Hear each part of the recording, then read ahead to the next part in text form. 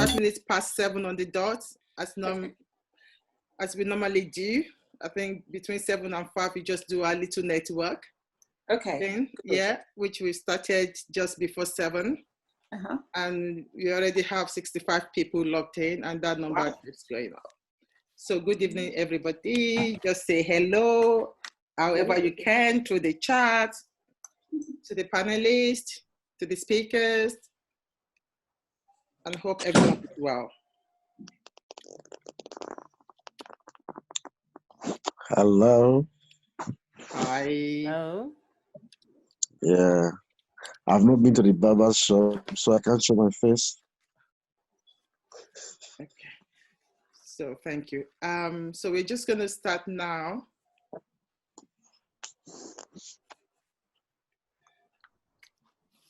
Thank you everyone for joining us this evening again. Another lovely evening.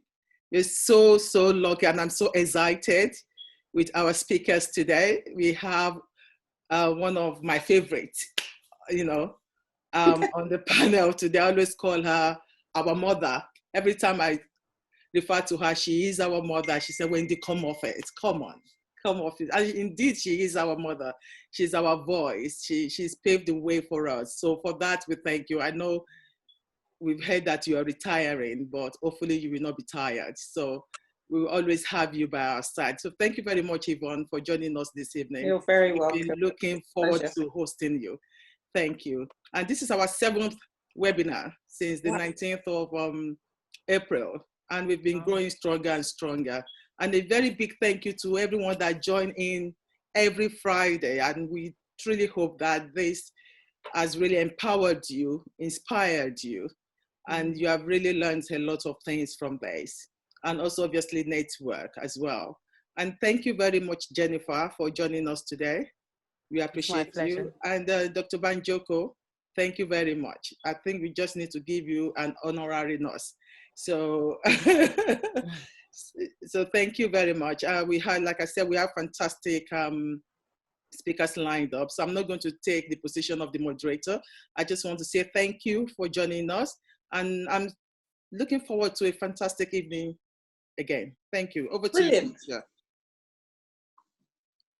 So my name is Felicia Kwaku. I'm the Director of Education and Training at the Nigerian Nurses Charitable Association. And it's just wonderful to see people and to have this fantastic panel of speakers this evening. And so we come before you in the context of COVID-19. We come before you in the context of persistent racial inequalities. And we come before you because we're going to discuss tonight the importance of operating with cultural and emotional intelligence in the healthcare sector. And we come before you because we know that the impact on our communities of COVID-19 and also the impact on the workforce. And we've seen that the highest number of deaths within the workforce during this COVID-19 pandemic is amongst nursing staff. So it's very timely that we have the discussion. And it's very timely we have this discussion on the impact of culture and cultural intelligence in the way we do things. And in the context of Black Lives Matter, where the conversation around race is the highest it's probably ever been in our history. And we really need to seize this moment. So without further ado, let me just continue to introduce the panel. And before that, just some housekeeping rules. So we'd ask everybody to please mute their speakers, and that is by clicking the microphone button. We'd also ask everybody to switch off their cameras.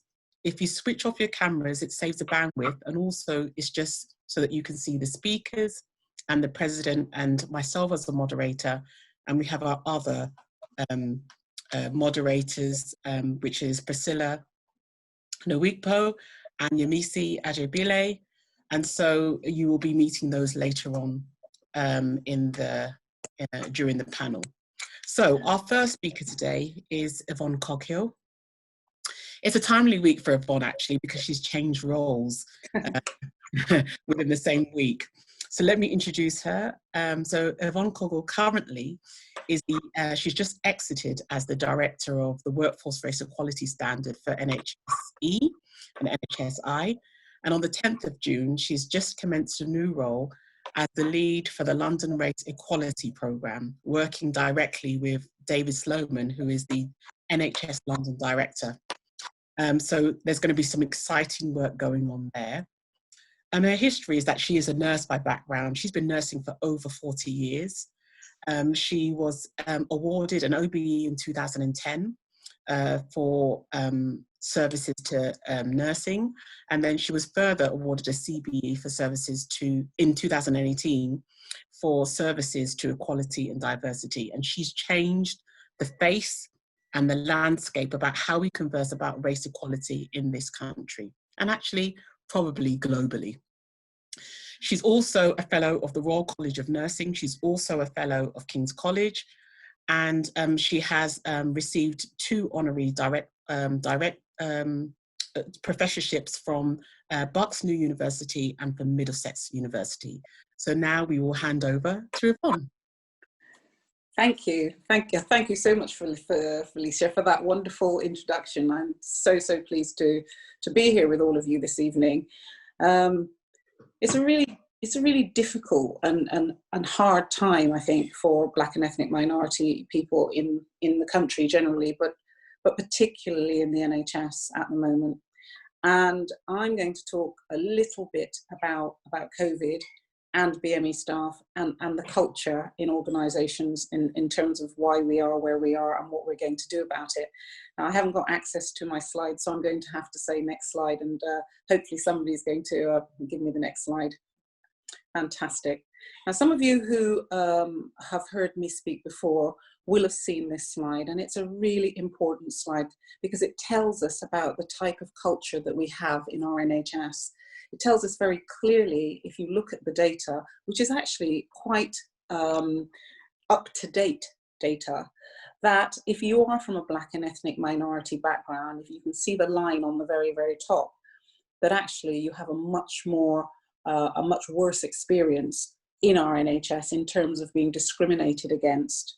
And those who feel personally discriminated against are at the very, very top, and it happens to be people from Black and ethnic minority backgrounds. So when people say to me, well, what about women, what about, you'll see that the other protected characteristics do not, by any stretch of the imagination, have the same levels of discrimination that Black and ethnic minority people do in our NHS. And that is to do with the culture of the NHS. That is to do with the way the systems are set up. That is the way to do with the way that things are tolerated within our system. And it's the way that people are treated within our system. And I know that Jennifer is an expert on talking about culture and cultural competency, and she'll be talking to you a little bit more about that. But I just wanted to put this into perspective. Next slide, please. So the pandemic struck, and it struck hard in March 2020. And by April, we knew that BME people were dying disproportionately. And I remember sitting on my sofa and seeing somebody that I knew, somebody that I worked with, somebody that I thought of as a friend, Dr. Alpha Sadhu. Actually, he died, and it really hit me hard. It struck me that there was something going on around our Black and ethnic minority colleagues.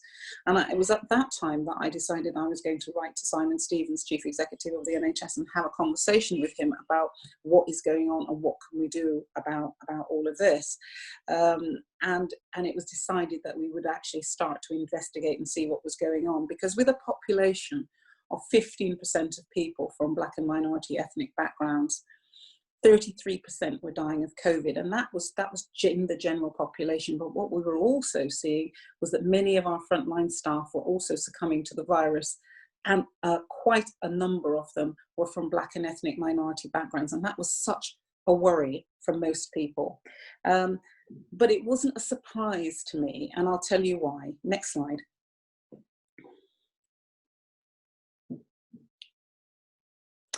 Because what we know, and everybody who's heard me talk about this before will know that I talk about the global effects of racism.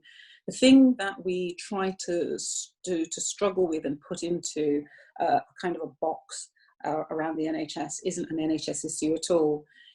We have evidence from across the world that if you are from a Black and minority ethnic background, you're going to be living in cultures and in situations and in places that are not entirely conducive to your health.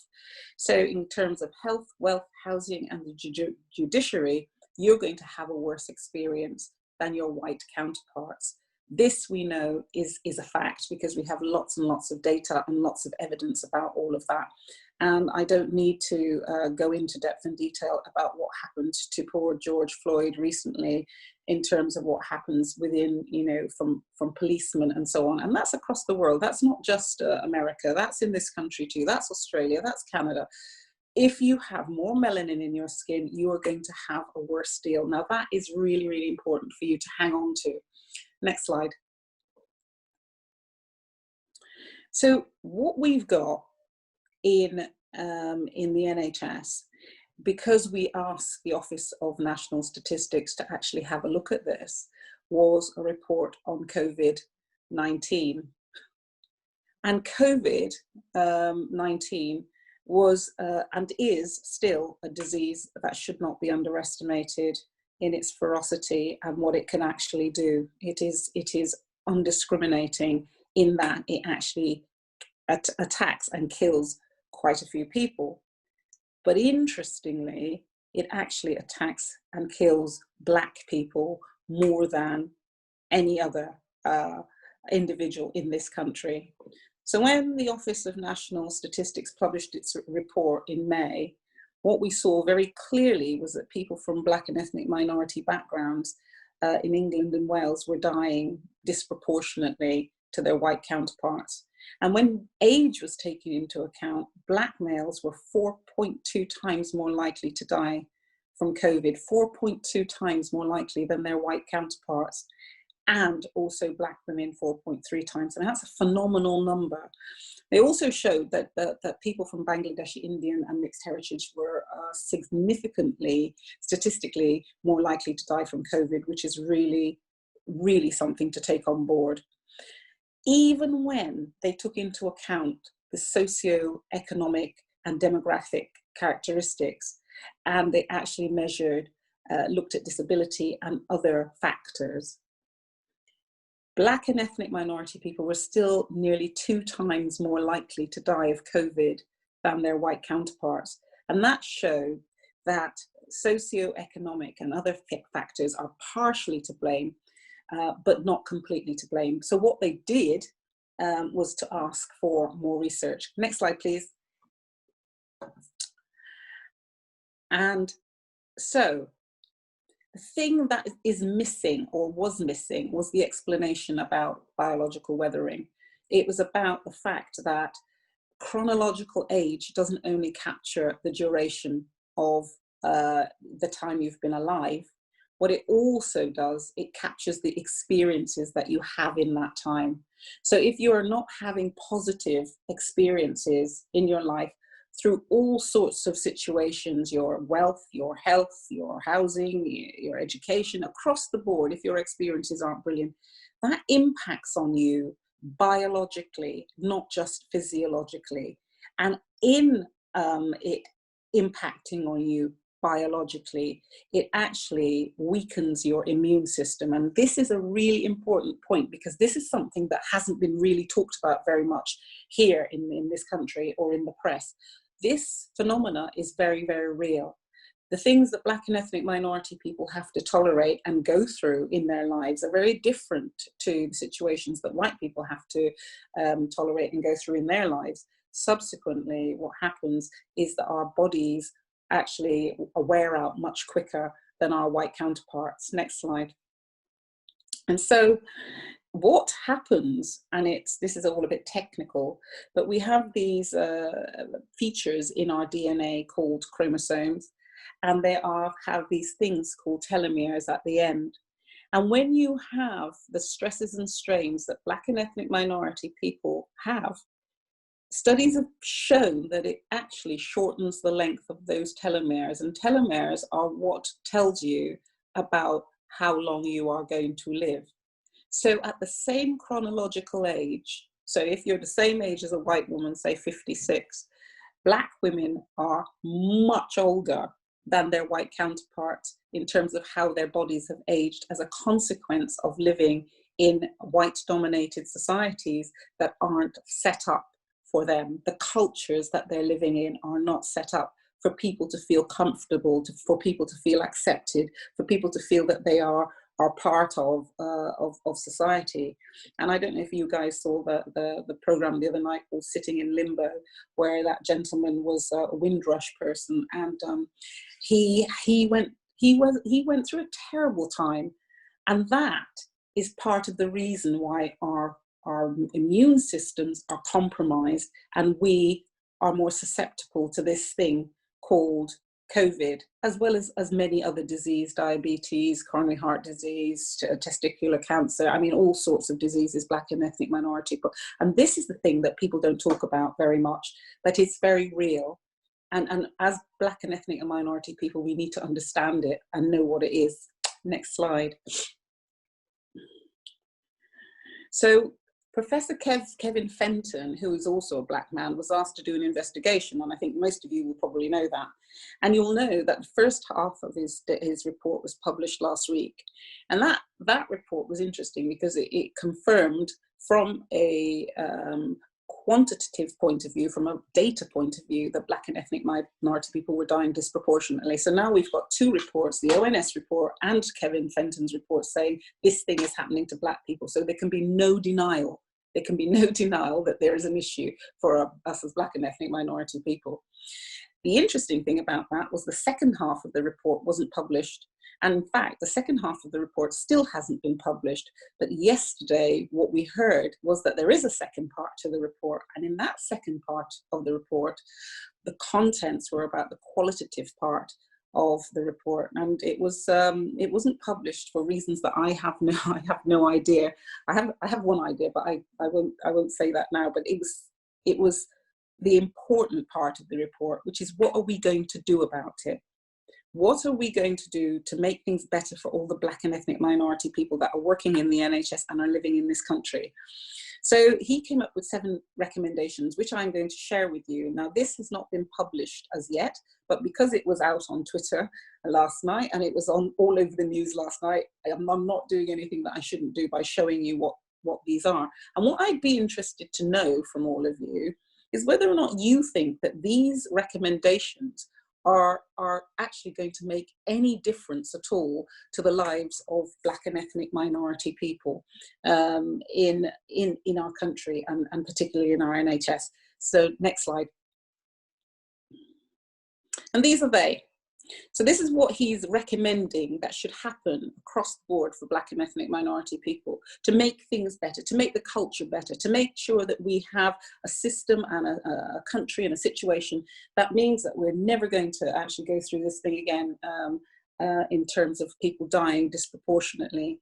And one of the first things is to collect more data and to have data, because I don't know if you know this, but they don't collect our ethnicity on death certificates in this country. So it's to make sure that we have robust collections of data which will show us exactly what's going on for all of our populations. And actually this BME title thing, which everybody's calling BAME nowadays, which I can't stand.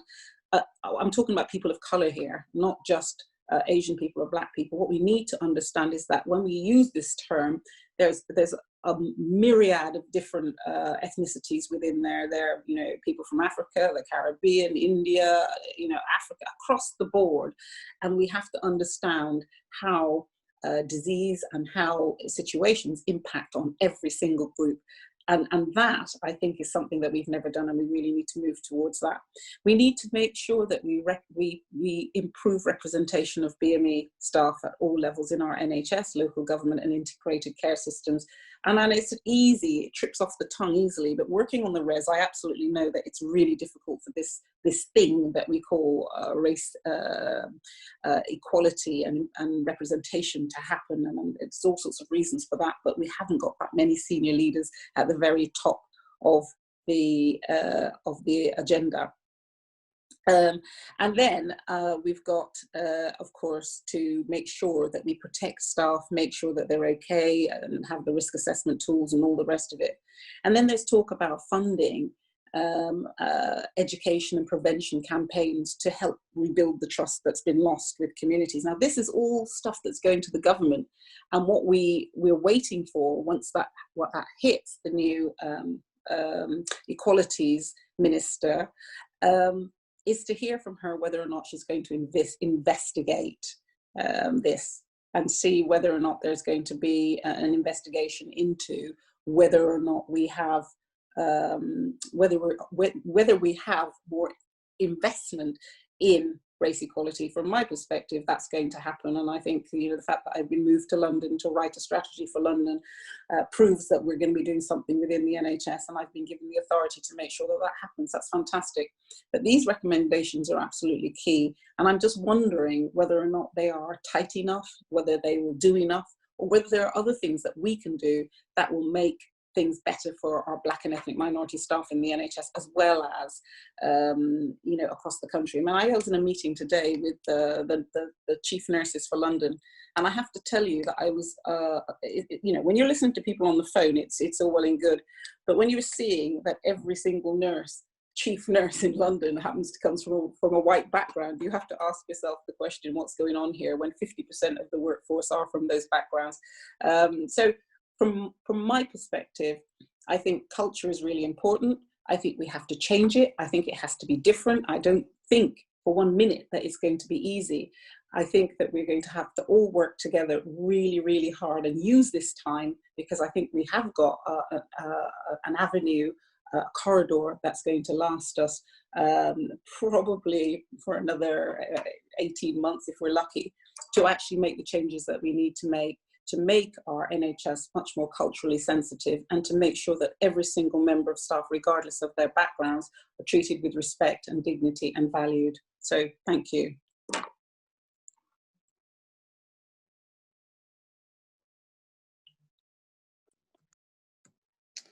So thank you, Yvonne.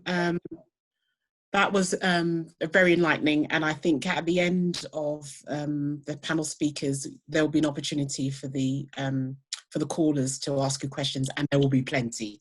Fantastic, thank you. Wonderful, thank you, Yvonne. So can I take us then to our next speaker, Dr. Titilola Banjoko. Welcome, Dr. Banjoko.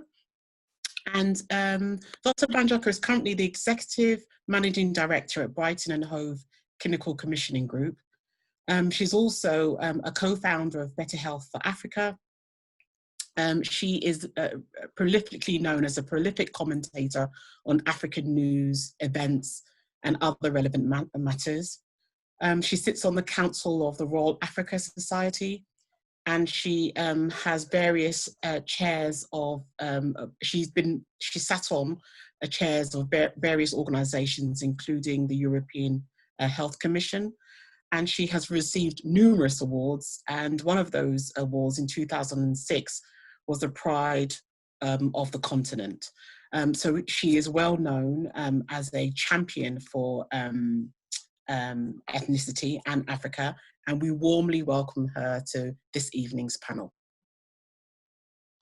Thank you very much, Felicia, for your very warm welcome, and thank you to the Nigerian Nurses Charitable Association for your commitment and dedication to creating a platform for people to engage on what we would describe as a very important topic.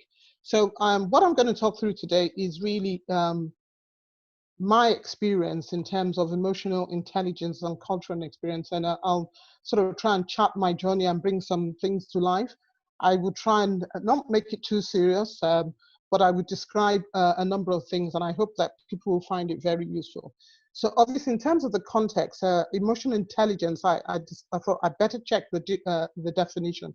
And it's really about controlling and managing my emotion as well as the emotions of others. And anybody knows that that is difficult. You can barely control your emotions sometimes with some circumstances, not talk less of managing others. And then cultural intelligence, how we relate and are able to effectively communicate with people from other cultures. Now, I would say it's a learning experience. I'm still learning. I've learned a lot. One of the key things, obviously, is I've learned to know who I am. Not the job I do, as Felicia just sort of introduced me. That is things I do, but who I am. And I always start by defining myself as a British, Nigerian, African, and a member of the BAME community, and a woman, and Black. Now, obviously, that brings different sort of triggers for me. And anybody will know, if you, depending on the circumstances, you could trigger a Black woman in me, depending on the circumstance. You could trigger a Nigerian, and you don't want to see the Nigerian in me. You could trigger a British. So the way I'll talk and the way I'll articulate myself, or a member of the wider BAME community. And these are knowing who I am means that I always have to define the sort of person I bring out in my day-to-day experience. And I will try and tease out some lessons I've learned and some mistakes I've made along the way and what I have done. And then I will relate it to COVID. Obviously, everybody knows that the National Health Service is actually, it's got a multinational workforce, but it's a national organization. So in other words, it is high on diversity, low on inclusion. And it's very important, because sometimes we kind of see ourselves in it when we're talking to our colleagues who look like us, but forgetting we're operating in an organization that actually is not necessarily inclusive, and it's national, it's British. It is not a global multinational company, but it has a national workforce. So therefore, no assumptions can be made. A lot of listening and hearing needs to be done. And I have learned that I have to sort of oscillate between a number of roles. I sometimes have to act like a chameleon where I just fit in. I always describe that as, if anybody knows, in most of the African culture, when you're with somebody that is your senior, you don't look them in the eye. You actually give reverence by not looking in the eye. But I have learned that if I want to operate effectively in this country, what I have to do is actually, I have to look people in the eye. I have to do firm handshakes. That took a lot from me, because obviously you don't handshake people that you respect and are your senior. I actually have to prostrate, kneel down where I come from if I meet somebody who is my senior. But I've learned that these are things that I have to do, and I have to keep my distance. Also, I have to lower my tone. If anybody watches, I would say, Nigerians talking, when they get excited, they're at the top of their voice and it looks like they're arguing. But actually, the louder the noise is, the more excitable and the more they're enjoying the conversation. Actually, when you're talking to at work, that cannot happen. You have to lower your tone, otherwise they'll say you're aggressive. And a number of times, I remember when I first started working the NHS, and I'll talk, and people say, "Oh, I'm very aggressive," and I thought, oh, "What do they mean I'm aggressive?" I didn't get it, because I wasn't aggressive. I was just having a conversation, and then someone said, "Oh, you need to lower your tone. You need to talk, gently. You need to do things like that." And I've learned, actually, I do have to do that if I want to fit in like a chameleon. I've also learned that there are times I have to be ambassadorial. So as a Black person, I represent, I live in the UK quite all right, and I work in the NHS, but as a Black person, I'm an ambassador for Black people. It's unfortunate, that's the way it is. So when people see you, they already have their assumptions and presumptions about us, some of it negative stereotypes, negative biases. So I see myself as ambassador and the way I present myself. And that's a lot of work and effort if you have to be an ambassador. And I have learned that that is necessary. Now, in the course of my work, I always describe that when I first started, and this is the story of many people, lots of interviews, lots of rejections. And then you get this feedback, "Oh, you were nearly close. We had one person that, had something that I didn't have, obviously, but otherwise you would have got the job." And then constantly hearing that obviously doesn't do your self-image any good. Don't forget, we carry baggage, as Yvonne described, of all the other things that we go through. But then I then started realizing that I can't keep on getting this negative thing. I'm going to have to ask the question, what is it that I need to correct? And I remember the first time I asked somebody who I did an interview with, I said, it'd be helpful if you can feedback to me things where I didn't do well so that I can correct it. You know, telling me that I was nearly, you know, you would have nearly taken me when maybe that's not the case. And I remember the person feeling very uncomfortable with my questioning, and probably felt that I was going to sort of attack them. That was why they didn't want to give me feedback. And I said, no, I have gone through numerous interviews and I haven't had any positive feedback. And I do need to know what I am doing wrong. And I need you to tell me. And then there were things that came across that I wasn't aware of. I said, oh, when I talk, I'm very descriptive. I describe things too, you know, and I talk a lot. And I thought, oh, yeah, actually, that's probably the way I talk, because I describe things and that they couldn't understand some of the things I said, you know, and obviously that's my accent, and a number of things. And I thought, okay, what can I do? I can't change certain things, but I'm going to have to practice and practice and practice in front of the mirror before I do go for interviews. It's unfortunate I have to do that, but I have to, so that I see myself, I look at myself and absorb myself. And I did that a number of times. And then I asked a number of people to actually work with me to improve my interview technique, because I knew I had the skill, but I wasn't getting jobs. And then another thing is I also realized that the feedback I got from this person was that my negativity in the interview came across. And I thought, well, of course, if you've taken so many rejections, you would be negative. You know, you turn up for an interview not expecting to get it, but you go because you have to go. So I then thought to myself, okay, what am I going to do about this? And I approached a number of senior people and I said, I have a lot of, and when I mean senior people, I'm talking about non-BAME people who were in positions where I wanted to go. And I said, I'm having a lot of issues and I need proper feedback. I don't want, you need to tell me what I need to do. And one thing, and I'm not going to make, you know, generally speaking, everybody knows that English people don't like confrontation, so they don't give, it's always a positive feedback, even if it's not true. And what I wanted was the truth, because without knowing the truth, I can't improve.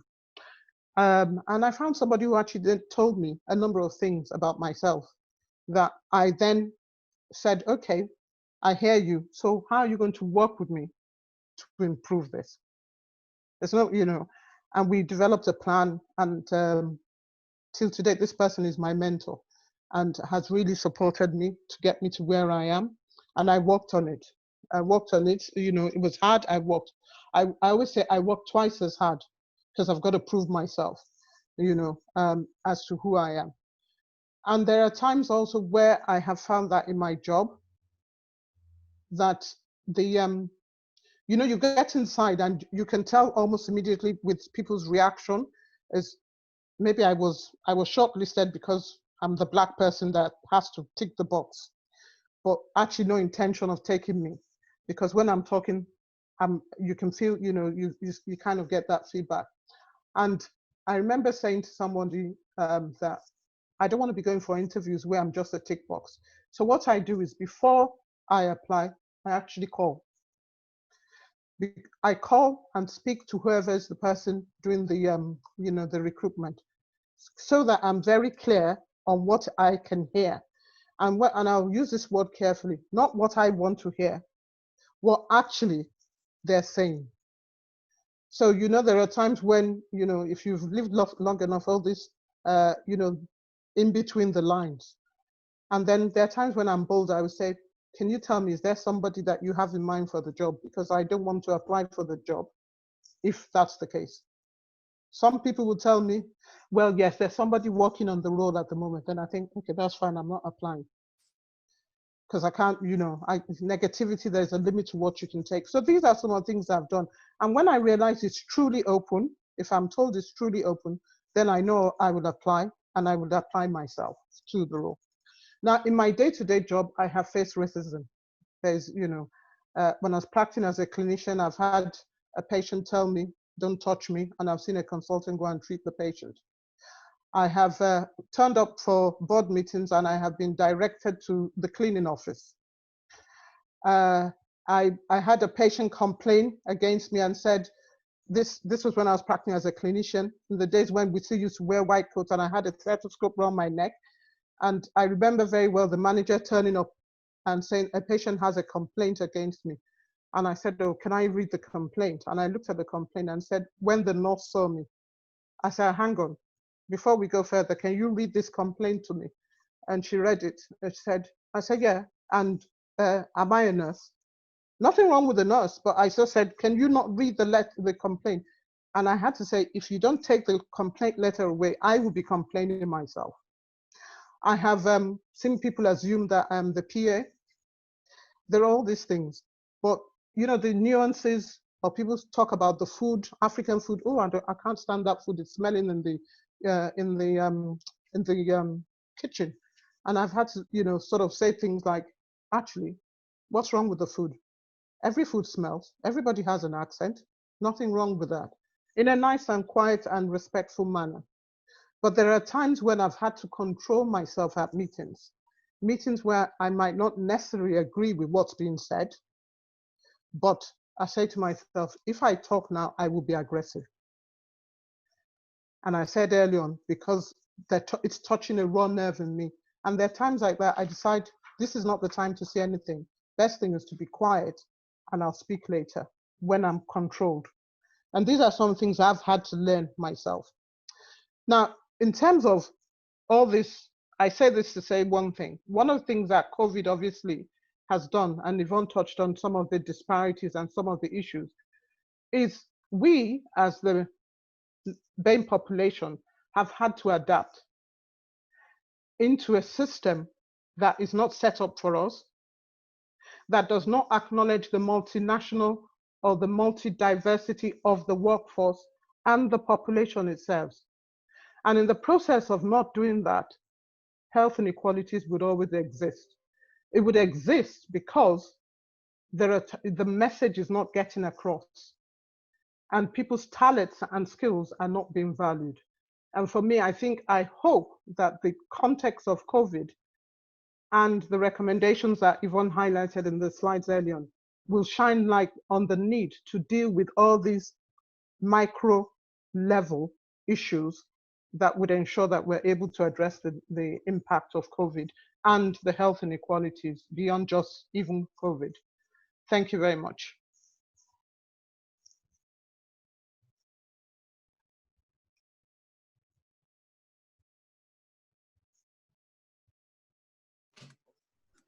Hello, everybody. Can you see me? Hello? Yes, I see you. Yes. Can you see me? I apologize for that. Sorry. We can't see you. Can you see me? Yes, we can. Yes, Okay, you can. Wonderful. Thank you. So thank you, Dr. Banjoko, for that really wonderful personal reflection of experiences in your professional life. And once again, at the end of the panel, there'll be an opportunity to ask questions. So can I then take us to our final speaker and another accomplished speaker? This is Jennifer Isaacor. I hope I've pronounced that right. Yeah. Jennifer. And Jennifer is the Executive Director of Above Difference. She's also an accredited cultural intelligence trainer and facilitator. She's also a trainer and speaker with the John Maxwell team and has a depth and wealth of experience holding a number of senior roles across the public sector, including as a senior civil servant, leading on regional government initiatives. She's also currently a chief executive of a £30 million public-private sector partnership, and also a non-executive director on a public board, as well as a college governor and a public appointee. She's also had Jennifer's also had quite an extensive history in specialising in services for young people. She's served on a youth justice board, and she's also been heavily involved as a regional director for children and learners. And we warmly welcome her to this evening's panel. Thank you very, very much. I have to say I'm not currently a chief executive. Apologies. I was of a public sector business, but if my business becomes a £30 million business, I honestly will not complain. So can I just say that for the record? But I have to say I'm really, really excited to be here. It feels particularly poignant for me today because I think when Wendy invited me, I said my mom came into this country in about 1962 to join the NHS as a Nigerian nurse and worked in the NHS for about 10 years. And I lost her sadly 2 weeks ago today. And so it's actually quite poignant to be talking to Nigerian nurses. And I really felt that today is all about honoring her. So I am really, really excited to be here today. Our commiserations, thank you. Jennifer, She lived a rich from life. all of us. Thank you, but it feels really special to be here with you guys today, and also just being with people. I'm not a health professional. I'm very conscious of the fact that all the people I'm speaking to today, and all of you have been very much at the forefront of the fight against COVID. So, I just want to say thank you to you as somebody who's not a health professional, not part of the NHS, but have a lot of friends, colleagues, people I look up to in the NHS. So thank you so much for all the wonderful work you've been doing. But listen, I'm going to talk to you about something different, and I'm going to talk to you about cultural intelligence. I'm just going to share my screen here. I hope you can all see it. I have to say, one of the things I never quite figure out how to do on this is to put it on the sort of slide without it all going a bit funny. So I hope you can see my screen, and that's okay. So I'm going to talk to you about cultural intelligence, and cultural intelligence is quite a specific academically researched approach to dealing with difference and diversity. And in 2017, I set up an organization called Above Difference after I'd qualified as a cultural intelligence facilitator, because I was really fascinated by what difference cultural intelligence could bring to the agenda broadly in terms of the inclusion and diversity agenda, but also having gone through the program itself myself and understood how it affected my cultural intelligence and how I was able to understand, put the context on quite a few of the experiences that Dr. Banjoko just spoke about. I was fascinated not just by bringing it into the public sector as another dimension to the diversity and inclusion agenda, but also looking at how it could help people like me to navigate the system more effectively, and in order for us to get to places we want to get to. So I've got about 20 minutes and I can talk for England if the people don't stop me, but I'm going to try really hard to keep it within 20 minutes. So what you're going to get is very much an introduction to cultural intelligence, and I will be telling you at the end how you can find out more if that's something that you're interested in. But a bit about my organization. We help organizations do difference differently by developing culturally intelligent leaders and organizations. I will often say to organizations when I work with them, and we're fortunate at the moment to be working with quite a few health trusts, local authorities, and the police, interestingly enough, that I'm not particularly interested in coming into an organization to deliver a training program. I'm really interested in how organizations become culturally intelligent and working with them on a journey. And what that really means is fundamentally changing the way they look at culture, deal with culture, and deal with the inclusion agenda. And as far as I'm concerned, I think we've learned from unconscious bias training that that's a lot more than just doing a quick training program, either face-to-face or indeed online. So we're all about helping organizations in that journey. And we, at the moment, are probably the leading provider of cultural intelligence training, development, and consultancy across the public sector. We're also the UK-based strategic partner of the Cultural Intelligence Centre. And now the reason I've put that on there is not really about sort of, blowing our own trumpet, but it's just because cultural intelligence is very distinct. It is trademarked. It is a very licensed way of thinking. There's a lot of research behind it. And actually, in order to teach cultural intelligence, you do have to be accredited and licensed by the Cultural Intelligence Centre, and that's their logo up there, in order to deliver it. And that's something that we are very keen on promoting. So let's look at what cultural intelligence actually means. And I'm just going to quickly talk you through the definition. And as I said, this is a whole course, so I'm just going to really skim over it. And hopefully what you will get from it is a sense of why it can be a really powerful way, not just of introducing different ways of approaching inclusion into organizations, but also for us individually in terms of our emotional resilience. And I think that, Dr. Lalande said something really interesting about always being aware that you're working within a culture that hasn't really got the inclusion agenda right. And I think, you know, if you have, and we've all very closely followed the events of the last few weeks, I think what's been interesting is the comments and the things that have come to the surface. I'm not sure how many people I have unfriended on Facebook in the last week, but I think that cultural awareness and a real understanding of diversity has shown itself quite powerfully over the last couple of weeks. But cultural intelligence is the capability to function and relate effectively in culturally diverse situations and contexts. Now, I've highlighted a couple of words there, and these are quite important, because when we're talking about cultural intelligence, we're talking about capabilities. And that means we're talking about what the skills are that people need if they are going to work effectively with diversity, with difference. And cultural intelligence was Soon Ang and Lynn Van Dyne, who are two academics, came up with that definition. And the research question they'd asked themselves was, what was it that made some individuals more effective at working and relating effectively in culturally diverse situations? And so they did a lot of research into this and really looked not just at what the soft skills were, but what some of the metacognitive skills were, what the cognitive skills were. And they came up with this definition that, you know, cultural intelligence is the capability to function and also relate, and particularly do it well. So the relate effectively is quite important. And that's what sort of sets cultural intelligence apart from cultural sensitivity, which is really about being sensitive to the cultures around you. Cultural awareness, which again is being aware of the cultures around you, and cultural competence, which is about being competent. But I think when you're looking at cultural intelligence, you are looking at a very defined set of capabilities and skills.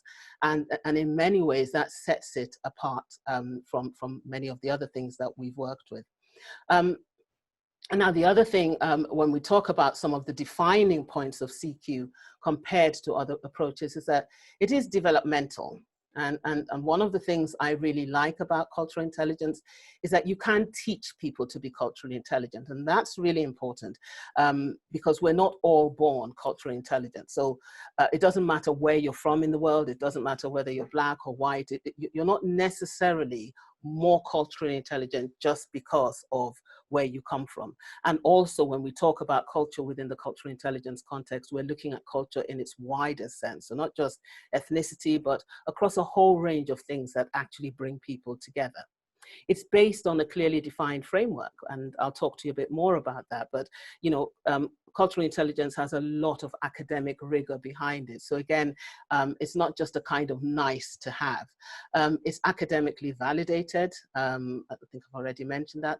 And one of the things I find most interesting about cultural intelligence is that it's predictive, which means that once you know how high or how low your cultural intelligence is, or indeed people that you're working with, it does predict some kinds of behavior, which I find particularly interesting when we think about the inclusion agenda.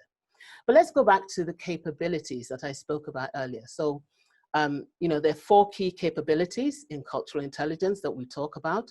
There's your cultural intelligence drive, which looks at your level of interest, persistence, and confidence during multicultural interactions.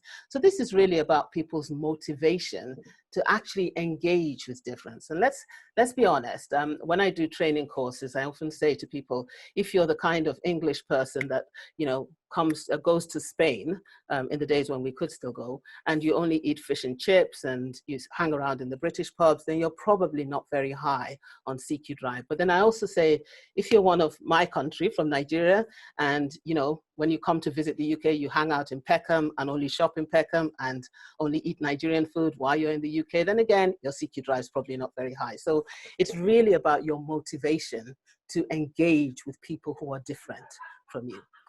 And then you've got CQ knowledge, which is your understanding about how cultures are similar and different. And I will come back to this one because I think this is possibly one of the most important for us in terms of building emotional resilience.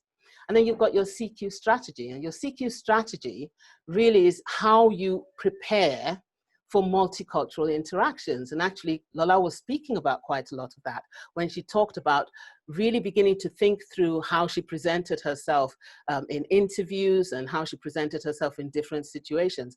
And that is what your CQ strategy is about, because once you understand how cultures are similar and different, you begin to think about how you engage with them. Now, this is not about, and that was definitely not what Lola was saying either, it's not about compromising who you are. It's not about changing who you are to fit into a particular box that people have created for you. But what it is about you is using your enhanced CQ knowledge and your enhanced CQ strategy to actually plan for multicultural interactions in a way that makes them effective and means that you can do what you want to do. And your CQ action is where you bring all of these things together. So when you're working or learning cultural intelligence, these are the particular things that we're looking for, and these are the things that are measured in terms of your cultural intelligence. Now, I want to just say, just in terms of how you find out your CQ, I'll just mention this now. When you start your cultural intelligence journey, you will most likely start with taking an assessment and report, and an online assessment. And the cultural intelligence assessment has been developed with significant research. It is the only academically validated way of measuring your cultural intelligence in the world. And when we work with organizations, we use two kinds of assessment: the 360-degree assessment, which I'm using a lot at the moment with leaders in the health sector, in local government, in a range of other organizations, because this helps people not just say, well, this is what I think I can do, but it's also about, other people rating them. And I'll often ask chief execs and board directors to ask people from a range of diverse backgrounds to rate them. And it's really interesting seeing where they rate themselves and where others rate them. And then there's a self-assessment, which most people who do the master classes will also do. And these measure your cultural, these will provide you with an insight into where you sit compared to other people, and actually what it is that you need to do. So part of the work you will do is thinking about, how you develop your cultural intelligence and understand your cultural values. Now, why is all of this important? Because what I don't want to do is sound like I'm selling you a product. But why is this important? Because we know, and the research tells us, and this is not just from the Cultural Intelligence Institute, but a whole range of research has now told us that diversity is not enough. It's not enough that our organizations look diverse. They have to feel diverse. And what we do know, and this is some research from, I think, an organization called the Corn Ferry Institute, but it's not alone in that, is that actually where you have diverse teams that are not managed effectively, whether with cultural intelligence or a real understanding of how cultures work together, what is really interesting is that at the beginning, teams that don't have diversity will actually outperform teams that do. But what happens when you do build in cultural intelligence is that then diverse teams will outperform homogeneous teams on practically every indicator. So as you can see from that particular chart, there's a lot of what happens is when you don't bring in the diversity and you just have people who are more or less all the same, then people are quite happy with each other. You bring in the diversity, but you don't manage it properly. What you have is a lot of division within it, a lot of the black person or the different person being in a bit of a fishbowl, and things just begin to go wrong. And we've seen it time and time again. There's this huge move to diversify a particular team or organization, and then what you see is a kind of conveyor belt where people fall off on the other end, really unhappy, unfortunately sometimes quite broken, and with a range of things going particularly wrong. So it's really important that we're not just looking at how organizations look, but really thinking about how organizations feel. I mentioned that, you know, there's a lot to this, and I've tried to skim and just give you a broad introduction to it. But I wanted to come back to cultural CQ knowledge, because this is one that I find particularly fascinating. And when we think about this, we think about cultural value preferences. And there are 10 particular cultural values that we look at, and we help people understand why people act in particular ways. And actually, there's a lot of research that tells us that people from different parts of the world, and they're very loose groupings, have certain cultural value preferences which are more prevalent in those cultures than others. And one of the 10 we often look at, which is quite fascinating, is power distance. Now, high power distance really talks about the way people respond to authority and the way people react to power. High power distance cultures, authority and power hierarchy is considered to be very important. So I'm from Benin in Nigeria, and I think Lola said it earlier, we kneel down to our elders. In this particular country, for most of you who have teenage children or young children, we probably don't expect our children to kneel down to us. Okay, maybe we do, maybe we don't. Again, if you're a boss in a high power distance culture, you expect full autonomy, you expect people to jump when you say jump. And in some ways, if you have grown up in a high power distance culture, you are used to responding to authority with that amount of respect. And Dr. Banjoko said this earlier. On the other hand, if you come from a low power distance culture, hierarchy is not such a big thing. And you'd be interested to know that most of the Western cultures are low power distance. Most of the, a lot of the African, the Asian, and a lot of those cultures are high power distance cultures. Now, what that means is that the way we respond to authority can be very, very different. And I remember coming back after my degree in Nigeria, coming back into the UK. And, you know, the first, I left here when I was a child. The first job I had, whenever my manager asked to see me, my instant question was, what have I done wrong? Because I expected that was what was going on. And if you look at that chart, you can see that, and this is an American chart, so it's not completely accurate, but you can see that actually what happens if you've got a high power distance culture is you almost expect to be told what to do. But of course, in a low power distance culture, you'd be accused of showing no initiative. In a high power distance culture, the boss takes all the initiative, the boss makes the decision. In a low power distance culture, you're told to make the decisions yourself. And so this can be really confusing. And so part of building our emotional resilience as we become more culturally intelligent is understanding how all of those cultural value differences will have an impact on the way we feel about ourselves, the way we present ourselves when we go to interviews. Again, Dr. Lala said that, but also how we respond to authority. And when we're being either pressured into certain things or we're being told we have to do certain things, where you might have somebody from a low power distance culture standing there and just going, I'm not going to do it. It's my right not to do it. People who come more from a high power distance culture are more likely to obey and do things even if they're at a detriment to themselves. And these are some of the things that we really need to be aware of in terms of how we work with people from different cultures. So I'm going to end just by saying how CQ can help you build your resilience. And I don't want this to sound like some sort of selling exercise, but I believe in this because I know it makes a difference. Finding out what your own cultural intelligence levels are is really helpful, because I know when I did it, it really helped me understand how I interacted with people who are different from me. You know, even when I go into organizations, whether it's the health sector where I haven't worked or with organizations that I'm not familiar with, that's a different culture and I need to understand that. Knowing your own cultural value preferences and how that impacts on your behavior and others.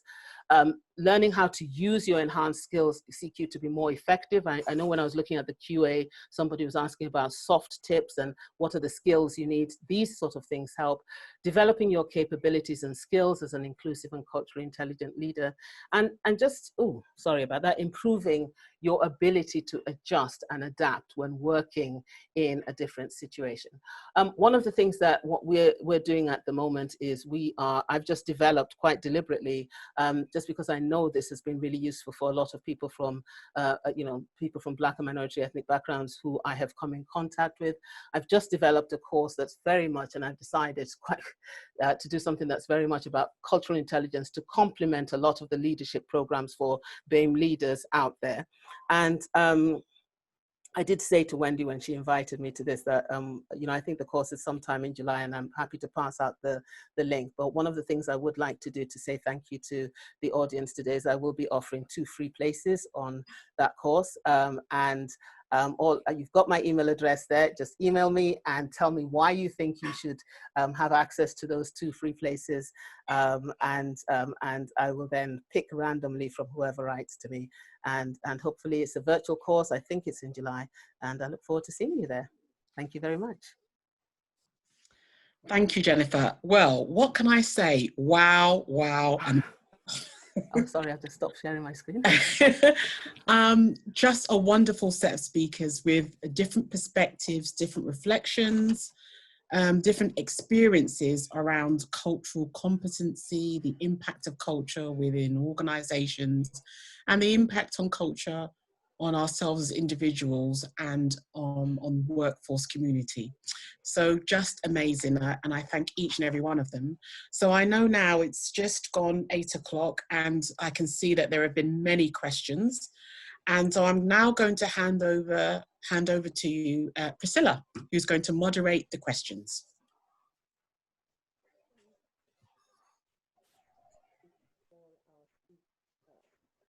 Fantastic as ever, and to you, Jennifer, my condolences to you and your family. Thank you for choosing to honor your mom by being here. Priscilla, we can hardly hear you. Do you want to increase your volume? Sorry, is that any better? No. Is any better? No. Is this any better? No.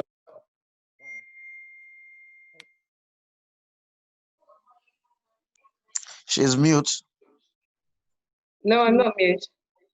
Okay, there we go. That's better. Is that better? Yes. Okay. Sorry, technology, wonderful. I was saying thank you so much to all of our speakers, and to you, Jennifer, thank you for choosing to honor your mom this way by being here today.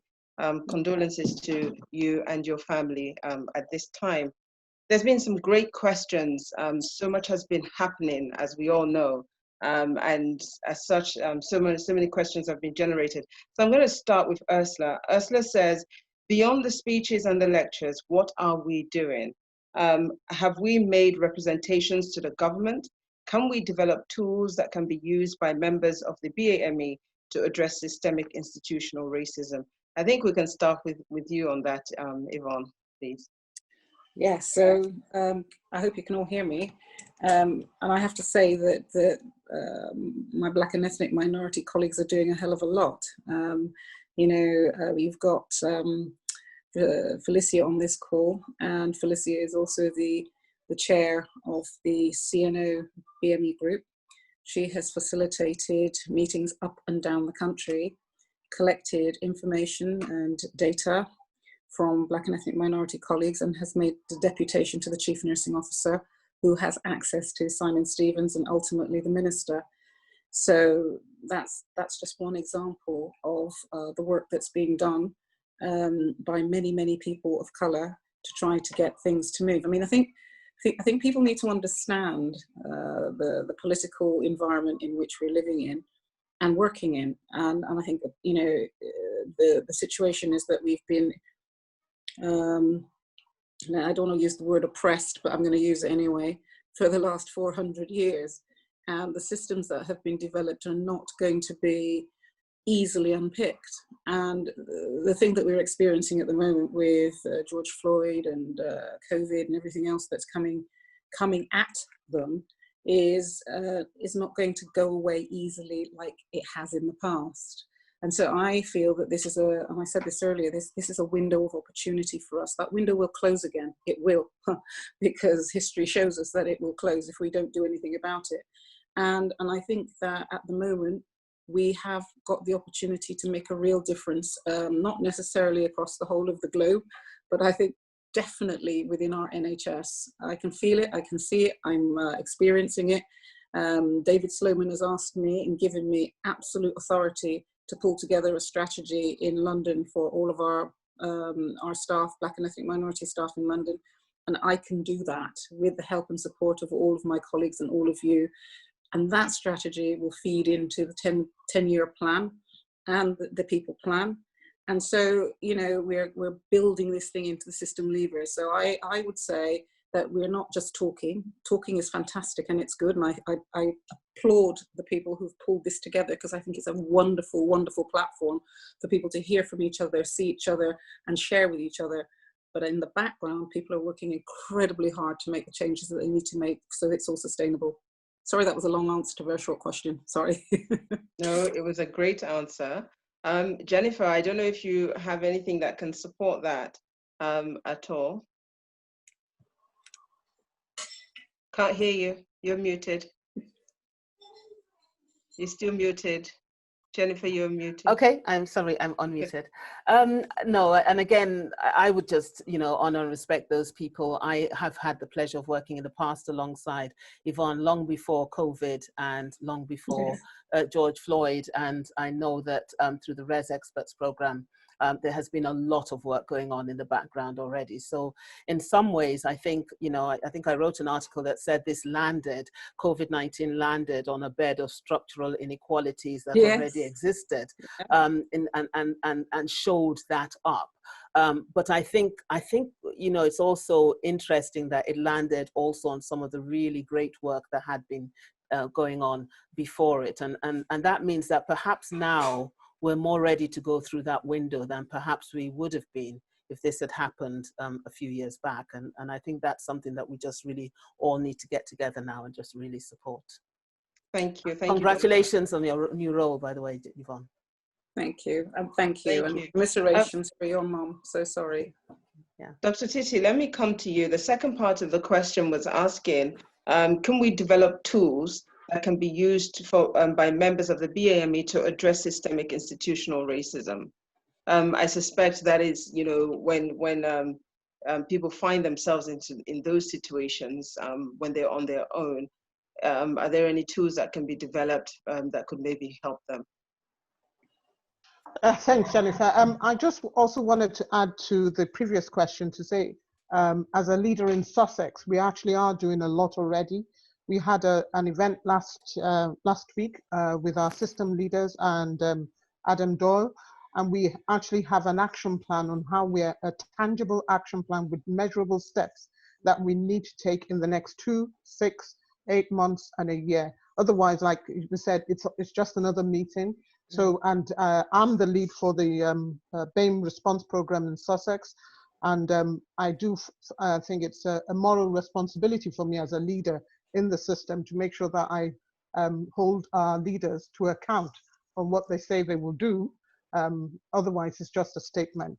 Now, in terms of tools, Jennifer, actually, I would say that her toolkit, and I will be looking to Yvonne and probably others, I think this is a toolkit that actually all NHS organizations should be asked, should be told to, not just for the BAME, because there are lots of things also that we need the non-BAME staff to realize and to understand. So I would be suggesting, Yvonne, if I may, that this is something that we should be proposing, that all NHS, not just the chief execs, I actually think the middle management, especially people who are in between, because the chief execs, the leaders are committed, and we see that in their statement, but they delegate their duties, and they have to, through middle management. And I would want to propose that this is a tool that is made available to all BAME staff, because it's about increasing your confidence, it's about understanding who you are, it's about the cultural, a toolkit.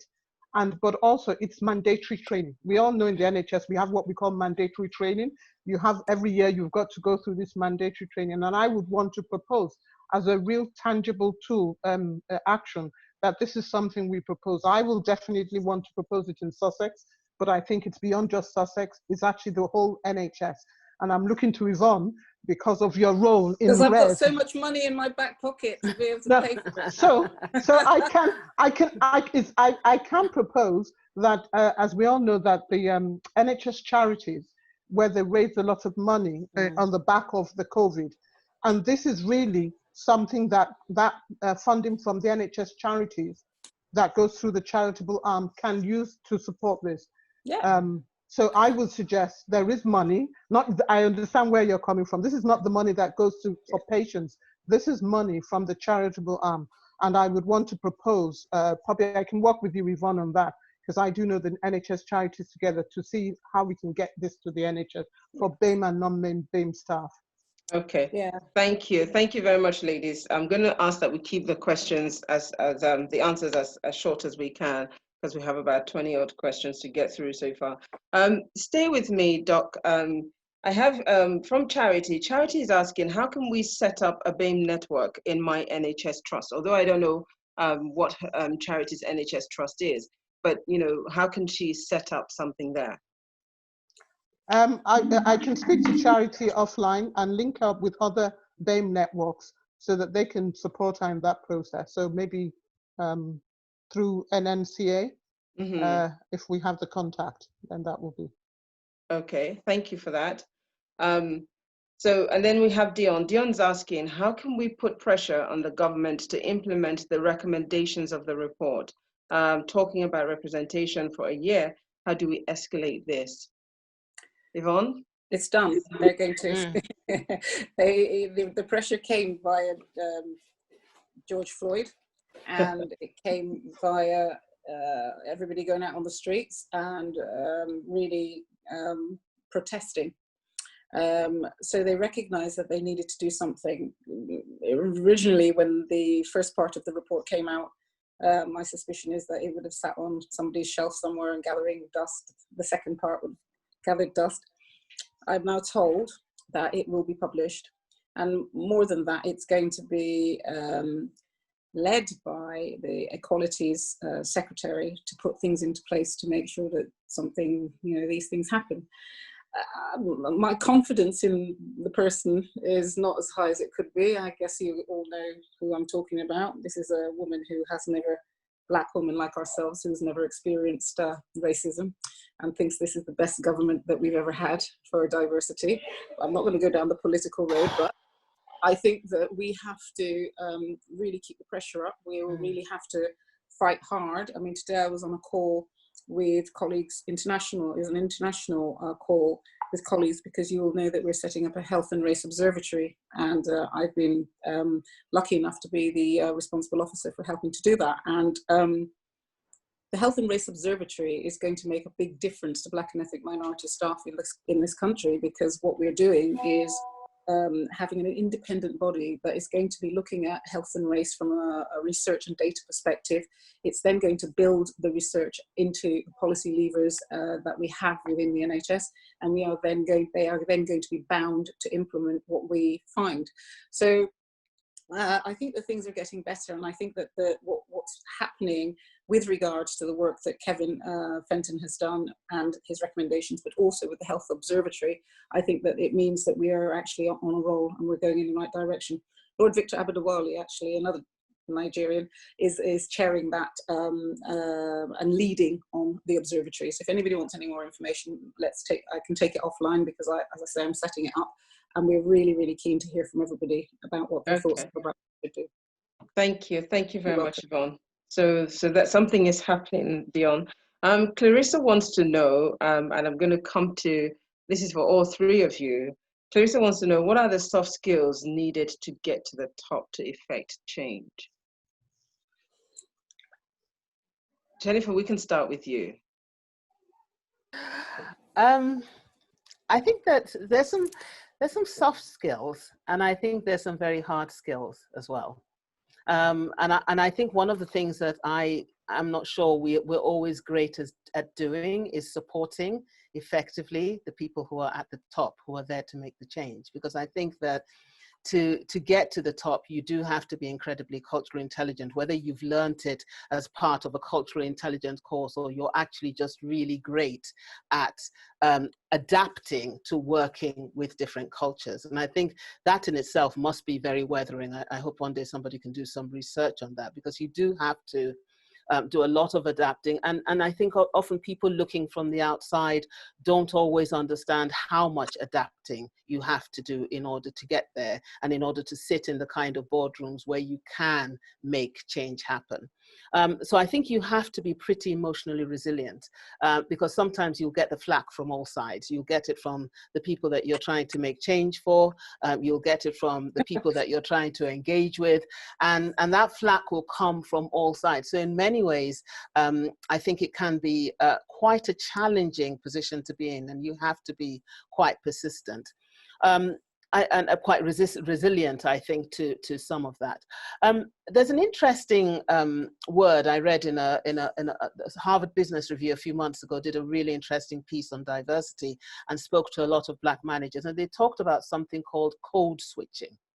Now, it's not a word that we use very often in the UK, but what it means, and I think the greatest almost fun example of it is Obama. And there's this really interesting meme of him when he's going down a line of people, and he greets the white people by shaking their hand, and then he sort of body bumps some of the Black people. And that's a sort of code switching thing. And code switching, again, is your ability to actually understand the context in which you're operating and know where you need to adapt your behavior. And it can be quite wearing, but it can also be quite effective at getting you effectively dealing in some of the places that you need to.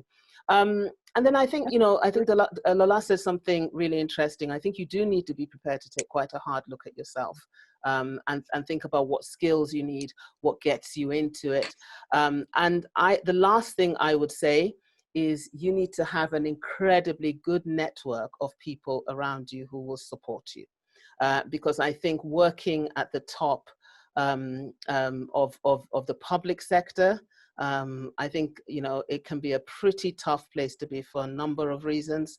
And if you haven't got people around you, if you're a person of faith, then maybe your faith works for you.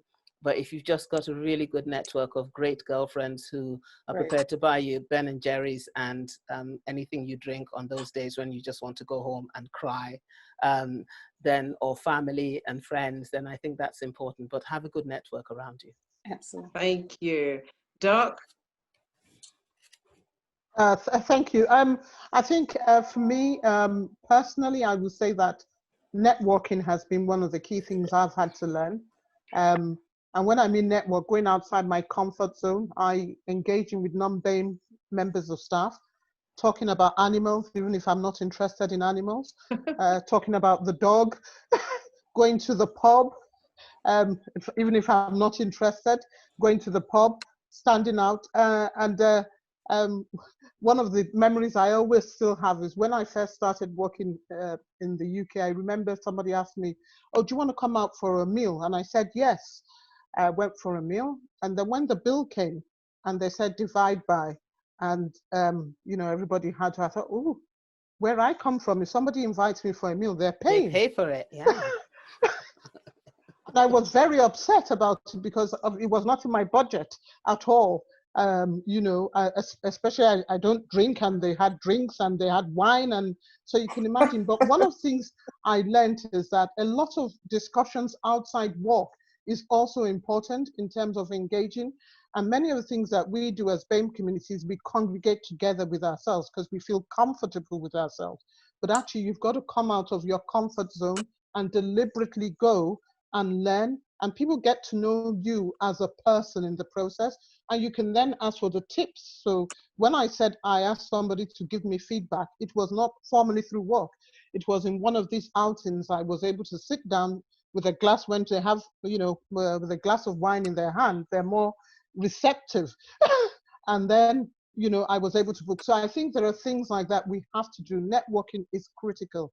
It's key. It's very important. But being emotionally resilient. I have been angry a lot of times at work, but I don't lash out at my colleagues. Thank you. Thank you very much for that. Yvonne? They've said it all. Okay. My colleagues, they've covered the lot. Thank you. Brilliant. Thank you for that. The next one is from Natasha. Natasha says, how can we approach reducing health inequalities, improving the management and long-term conditions? Yvonne, do you want to take that? Say that again. Say that again. I missed that one. She wants to know, how can we approach reducing health inequalities, improving the management and long-term conditions? How can we improve our conditions? I'm sorry, I'm reducing health inequalities. Ask Lola first to answer it, and then when she starts, then I'll jump in because I'm not getting the question. Okay, so Dr. Lola, she's asking, how do we approach reducing health inequalities and improving the management of long-term conditions? Yeah. Okay, so in Yvonne's slide, she highlighted a number of areas that actually impact on people's health conditions. Yeah. So housing, employment, because employment is linked to mental health and well-being. And if your mental health and well-being is not good, and I think the key thing that Yvonne said, which really struck resonance with me, was all the microaggressions that we get day by day do have an implication on our health. High blood pressure, hypertension. Some of these are real stressful situations that impact on us. And even having to put on a show at work is stressful, when you have to be different. So it's about understanding these sort of situations so you can manage yourself. But more importantly, I think in terms of the NHS systems and structures and public health, one of the key things from the COVID was really actually understanding the cultural nuances of the community you're engaging with, so that people actually understand how to access health. Because just because the NHS is free, I would say that more often than not, many people from the BAME community access the NHS long. It's late when we do access the NHS, and that really is because access might be free, but the communication and engagement that ensures that you understand when to access, when to use, is not something that is really effectively communicated. And that goes back to culture. If you come from foreign countries, as an example, all this going to GP business is not a business we do. You approach the healthcare system when you're in crisis, but actually you shouldn't be doing that. You should be approaching it very early, where prevention really is the key. And I think these are so health checks, a lot of things that need to be done. And one of the key things in response to COVID is that needs to be urgently addressed in the BAME community. So there are no late presentations. If I take things like cancer, I'm fully aware that the Black people don't tend to go for screening.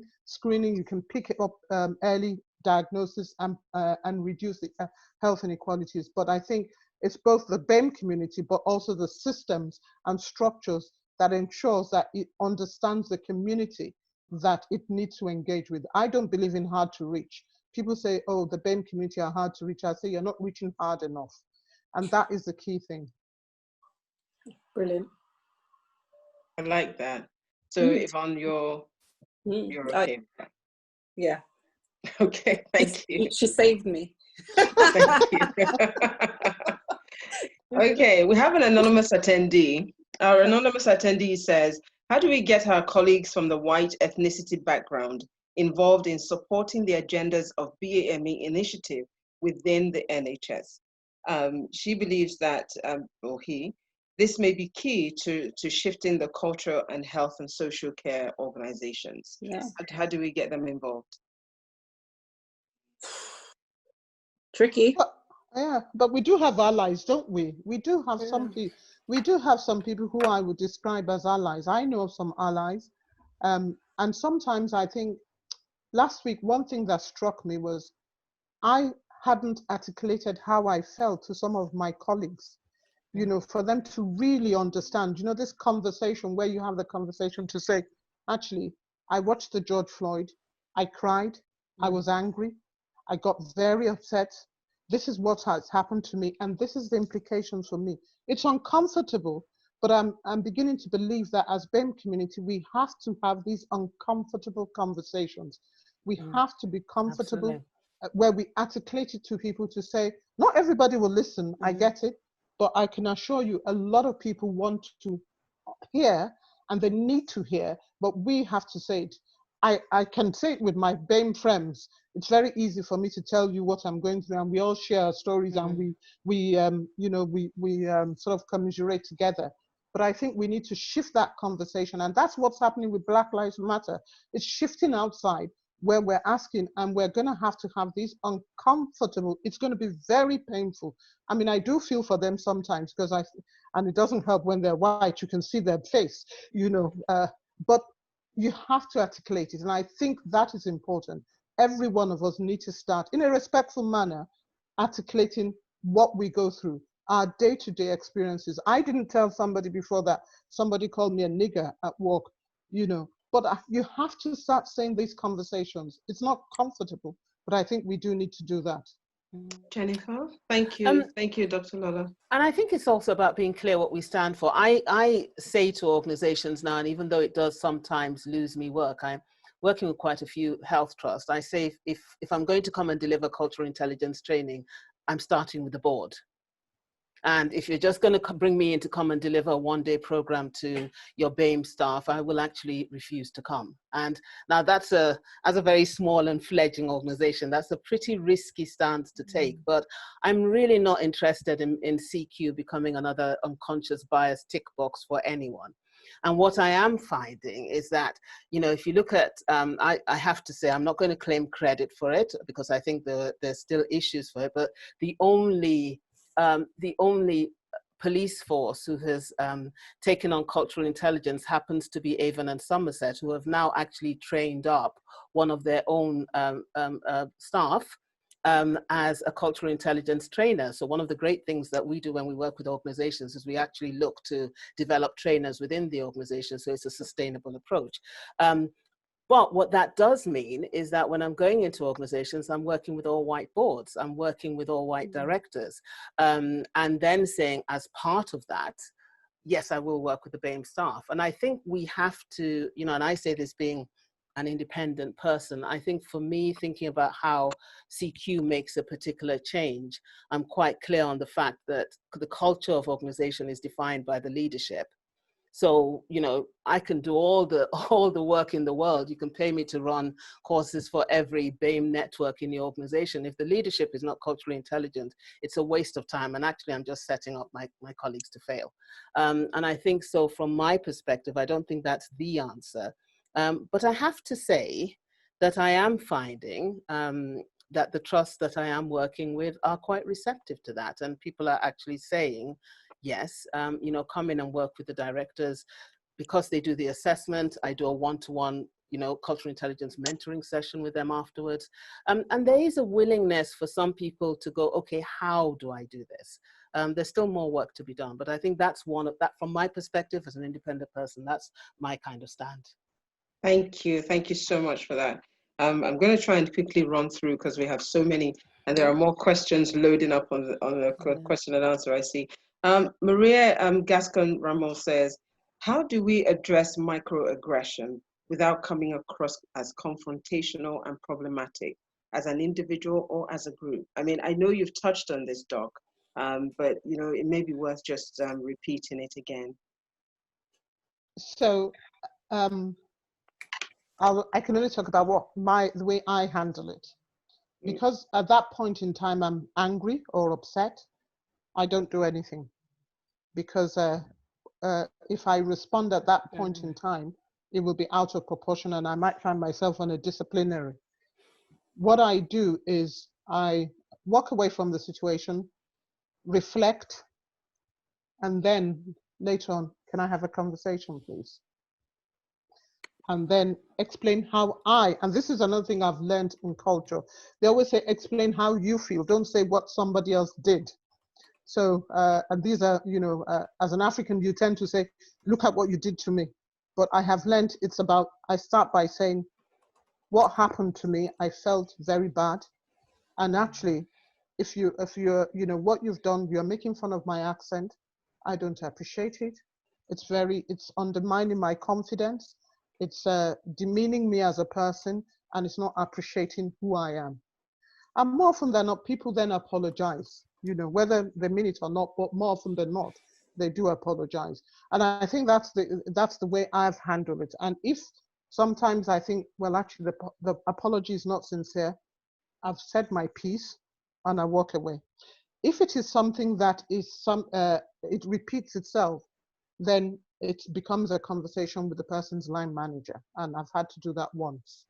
And ask them that I do want to take him through a disciplinary process, but that was years ago. Okay, thank you so much, Yvonne. So microaggressions are quite interesting because they're not just about what people say to you, it's about how the system's set up to make you feel. And somebody was telling me the other day that they walked into a shop in East London, and all the black hair products had security codes on them, and all the white hair products did not. And that's a microaggression. That's a microaggression, yeah. It's there in your face.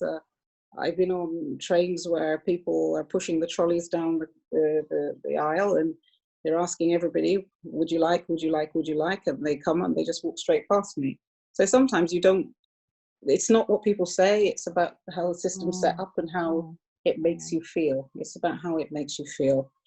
And I think, when these things happen, I talk to myself, and because like Dr. Lola, I get quite angry, and it makes you feel less than and not as worthy. And Dr. Williams, who is the world expert on health and race, says that the way to mitigate for the hormones that flood your body when you're feeling angry and aggressive and put upon and all the rest of it, is to, as soon as you can, talk to somebody about what's happened to you. Get it out. Talk to somebody. Tell somebody that this thing has happened, and somebody who understands better than somebody who is going to ask you, well, is that right? And are you sure? And you sure you've not got a chip on your shoulder? Somebody who's going to understand. The more you can talk about these things to somebody who believes you, who understands, the better it is for your physiological and mental health. So, and I take that advice. So if something like that happens to me, I kind of talk about it, tell people, and I get it out that way. But it's incredibly difficult because it's wearing. I'm looking for a property at the moment. And one of the things that I feel is, will they sell it to me? Will they want me to live here? Will they want me in this neighborhood? How's it? White people do not have to think those thoughts. And those thoughts are things that make you feel tired and worn out. And, you think to yourself, there's a British flag or an English flag flying in this neighborhood. Do I want to come here? Is this somewhere that they really, and these are the things that we think as Black people that are microaggressions that do impact on our physical and mental health. And it's very, very difficult. So the mitigation is the best way, which is to talk about it. Okay, thank you for that.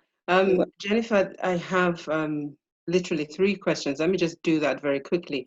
With all the incidents happening to Africa, what could be the tips to demonstrate on cultural intelligence at workplace with diversity groups? That's from Chinyere. Is that in Africa or? I would assume so. Okay. Okay. Okay. So the other two very quickly is I've according to Natasha, I've been on often trainings I've been on has focused on EQ. Do you feel CQ should replace EQ in ethnically and culturally diverse teams? And then the last part is there any evidence to show that CQ results in better retention of Black, Asian, and minority ethnic staff in senior roles? Okay. So I'll take the first one, and I just want to follow on from something Yvonne said actually about talking about it, because one of the things I think we need to watch out for is that, especially within a lot of African cultures, we're not taught to talk about stuff. Or actually we're taught to swallow stuff. We're taught to just say, actually don't talk about it. And if we come back, and I think Yvonne said something really important about talk to someone who will understand, because I remember when I experienced racism first, my mom said to me, bless her soul, she said, well, just keep your head down. Which is very much a kind of, the kind of, Nigerian in particular, let me not speak for the whole of Africa, kind of approach to things. And so what we end up doing is really just not talking about stuff or keeping it all in. And I think that can be really destructive to us personally. So I think it's really important that you do have networks. And that's why I think, and I've noticed that Sharon Inkotere is on here, and that's why I think the work that Sharon is doing in terms of encouraging the development of staff networks is just so incredibly important, because having those networks around you are absolutely crucial. CQ in Africa, well, where does one start? this is one that's interesting because I think, you know, we do have to think about cultural intelligence for the white managers, the white leaders that we work with. But I always will say that we have to talk about cultural intelligence amongst ourselves, because there is a lot of infighting that goes on, which isn't particularly helpful. You know, let's be honest, you know, the issues among the African staff, the Caribbean staff, the Asian staff, and I don't think that always helps. So this is why I'm quite keen on CQ being a part of everybody's journey around culture, diversity and inclusion, because I think it helps all of us think about it. And I think within an African context, I say, where do I start? Because I know there has been some work done in Africa, but there's a lot more to do, because cultures are cultures are cultures. And, you know, Africa's an incredibly huge continent, and we have very many diverse cultures, even in Nigeria, not to talk of Africa. So I think there's a lot of work to do in Africa and amongst ourselves as Africans, which is more than just the sort of argument between the Ghanaians and Nigerians about who cooks the best jollof rice, which of course, can I just say for the record, the Nigerians do. But yeah, but on a serious note, I think there's lots to do in that agenda. EQ and CQ, I mean, CQ sits alongside EQ. So I wouldn't say that CQ should by any means be replacing emotional intelligence. I think they have to sit together. IQ, EQ, and CQ are really important, but where CQ differs is its focus on culture. It is the potential for it to really impact on inclusion and diversity. So no, I wouldn't say it should repeat it, but I do think it's incredibly important. Is there evidence that CQ has an impact on recruitment and retention? I haven't got access to that particular research, but I do think that some of the work that I am doing, and this is an area where I think the CQ Institute is developing more work around retention and retention and CQ. And I for one, am no longer a fan or no longer a believer in unconscious bias being enough, unconscious bias training being enough for recruitment panels. I think we have to get people really understanding how they make judgments and what that actually means in terms of their cultural intelligence. So I think it has a great role to play. Thank you so much for that. Lest I forget, I know that we have Dorcas on the line who would like to ask a question. So let me just quickly go to Dorcas. Dorcas, please take it away and ask your question. Thank you very much. My question, and wonderful presentations. My question is around mental health. There will be a huge mental health impact. And Jennifer is right. This is landing on already pre-existing issues. You remember just before this pandemic, we were dealing with knife crime, and that was our epidemic in this country. Again, revealing huge inequalities and discrimination in our families. I'm just wondering if the panel can comment on how and what a scale up of culturally appropriate, culturally sensitive interventions might be to our communities. And also some thinking around safeguarding children who will be impacted by this. Many of our nurses will have children, and will be coming from the very BME communities that I'm certainly dealing with in terms of knife crime and youth violence. How can we, what more can we do? Because we'll need to do more to protect young children and families and address mental health in our communities. Thank you. Yeah.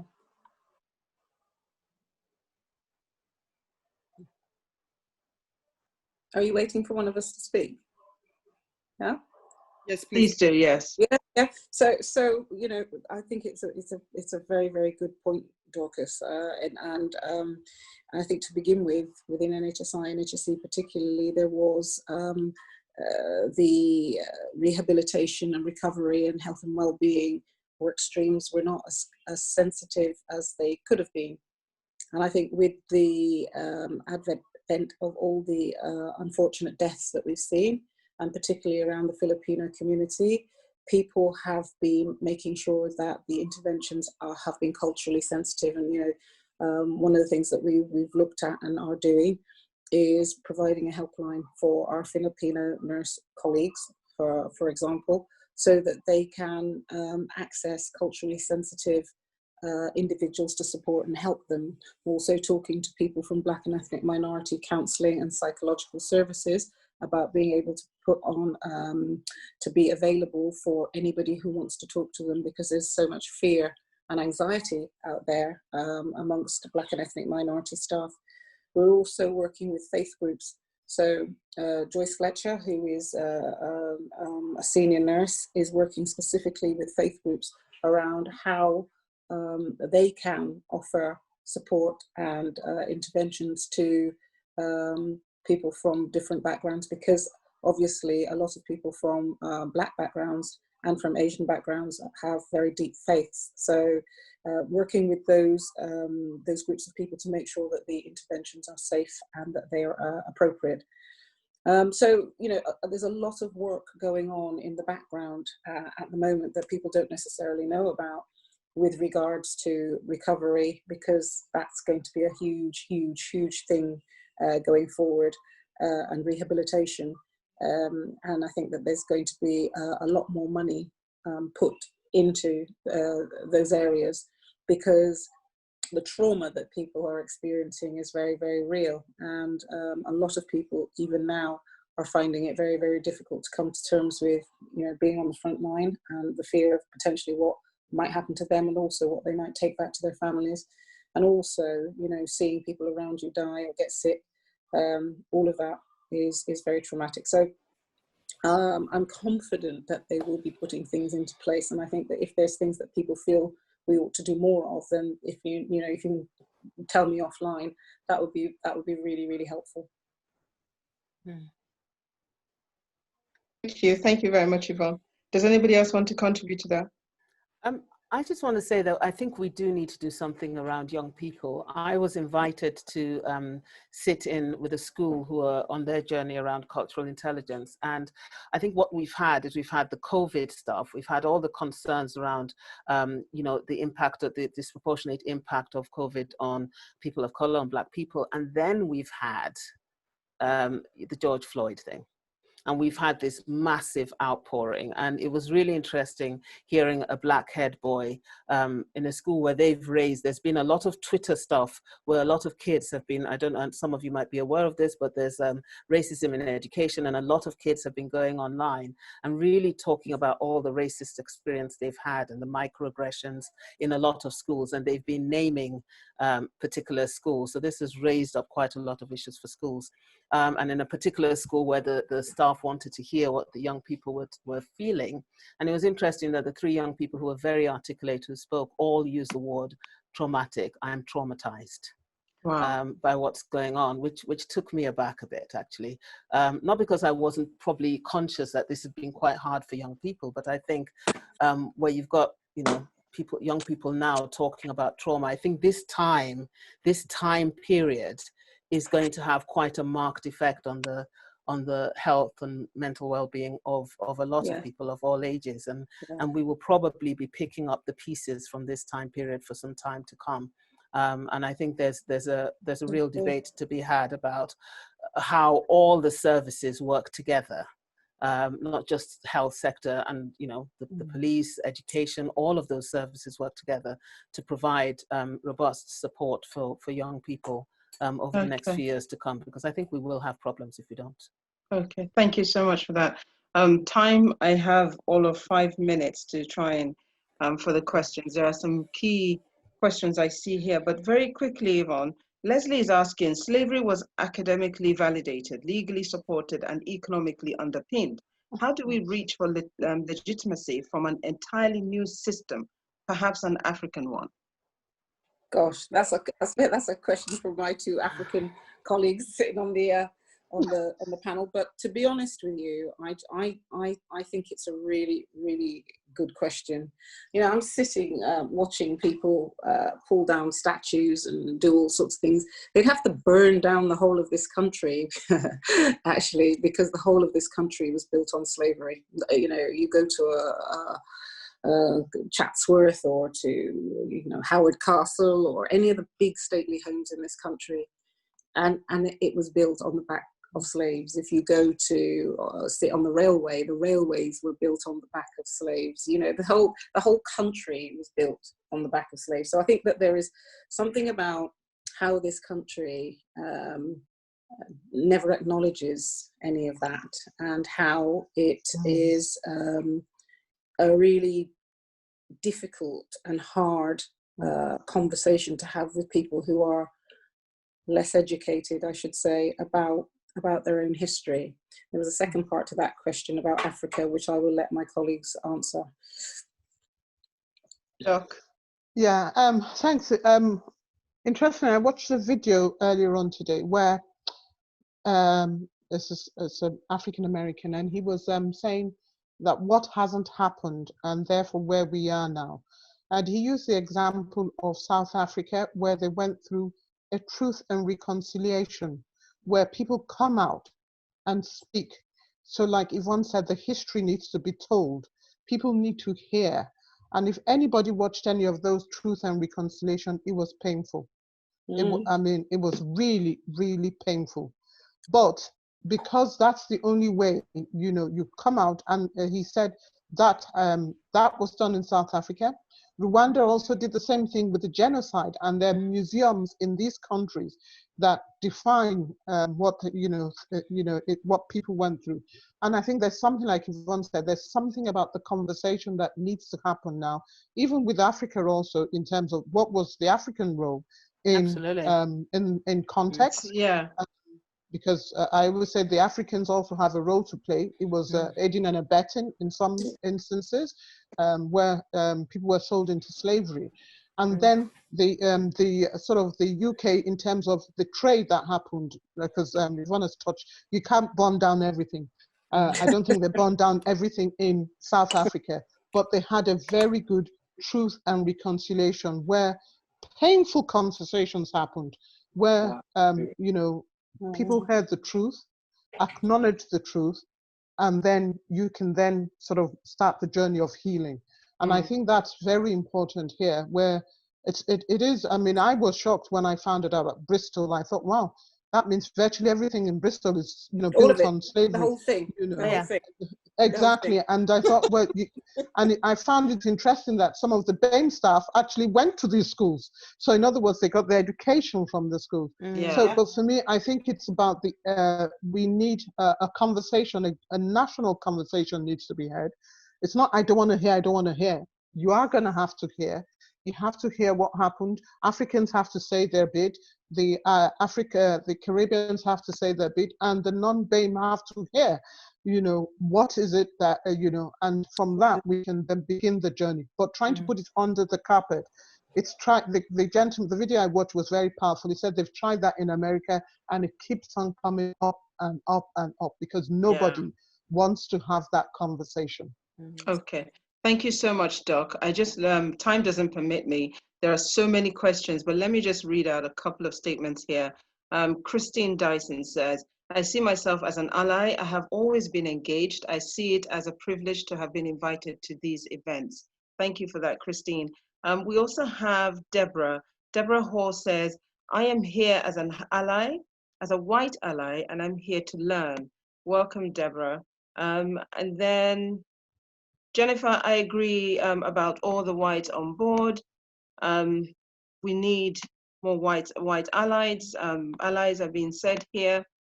Forgive me, I'm just trying to quickly dash through 150 more messages that came through whilst I was looking at other questions. Belinda's written something about, mental health. Let me see if I can get that. Okay, because of time, let me just say thank you to everybody for your incredible questions and submissions.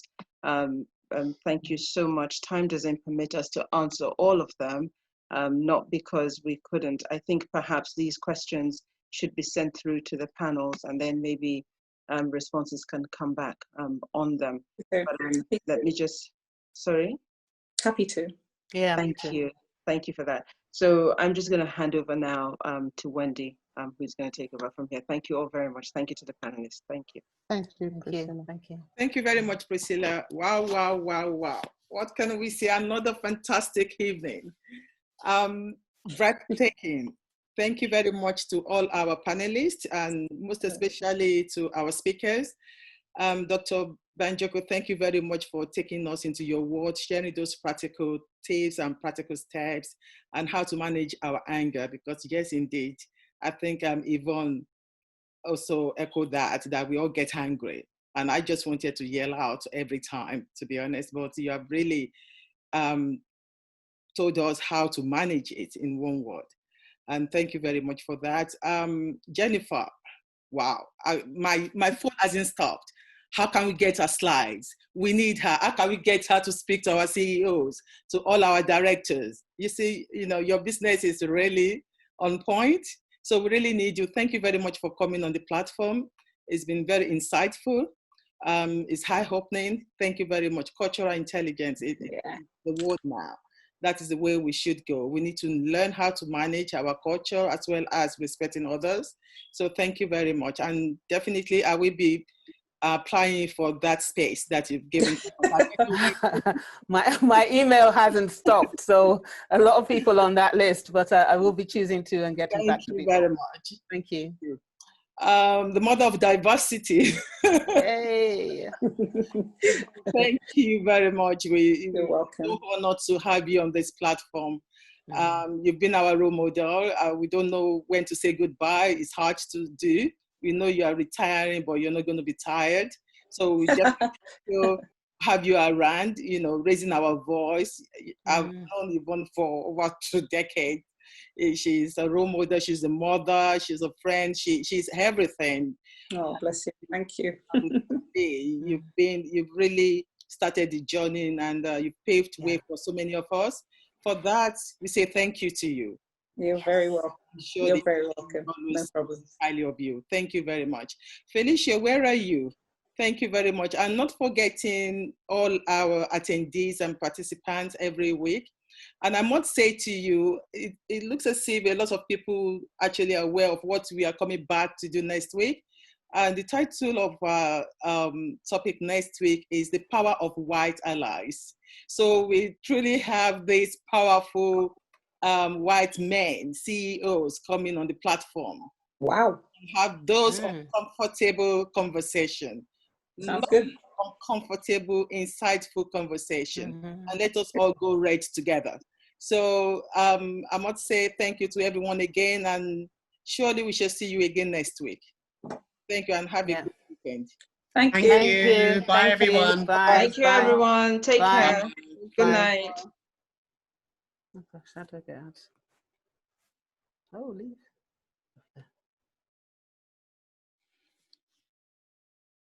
Wendy, we're still here. I can see you. Oh, you can see me. I can see you. It's you, me, Sharon, and 60 odd other people. Less than. You can grab the questions and see. There's so many more. There's so many, yes. There are so many more, and there's so many good information in the chat as well. I think you need to pull them out. Yeah. Absolutely. Lovely. Let's see. Okay, I'm gonna go now. I've got to attend DJ Abbas's party. Absolutely. Go. Oh yeah, go and have fun. Thank you. I need to show my face just for the sake of friendship. It's all about networking. Yeah, I've got to go and show my face. So let me go there now. Dance a little before I go and sleep. Alrighty. All right. Bye. Ciao.